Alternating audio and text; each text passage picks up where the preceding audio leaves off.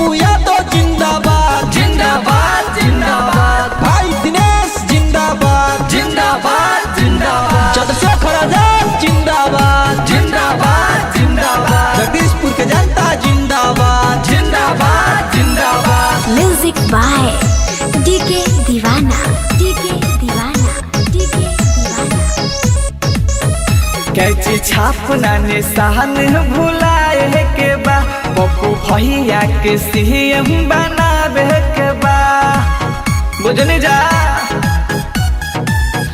कैची छापना निशान भुलाए के बा, भाई दिनेश के विधायक बनावे के बा, असो जन अधिकार पार्टी बनावे के बा, असो जन अधिकार पार्टी बनावे के बा, भाई दिनेश के विजयी बनावे के बा, पप्पू भैया के सीएम बनावे के बा।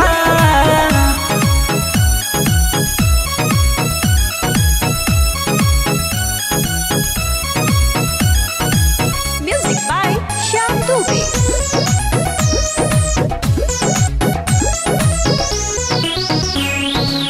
बाढ़ में घरे घरे खाना दिहले बाटी, पूछो ना आइल दोसर कौनो पार्टी।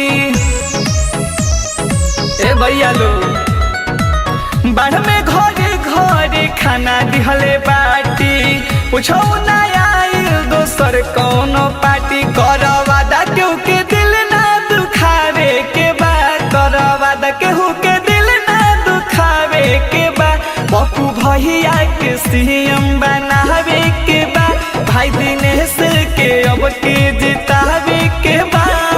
पप्पू यादव जिंदाबाद जिंदाबाद जिंदाबाद, भाई दिनेश जिंदाबाद जिंदाबाद जिंदाबाद, चंद्रशेखर आजाद जिंदाबाद जिंदाबाद जिंदाबाद, जगदीशपुर के जनता जिंदाबाद जिंदाबाद जिंदाबाद। 30 साल में भइल ना वो 3 साल में होई, बिहार के जनता को वो भूखे ना होई।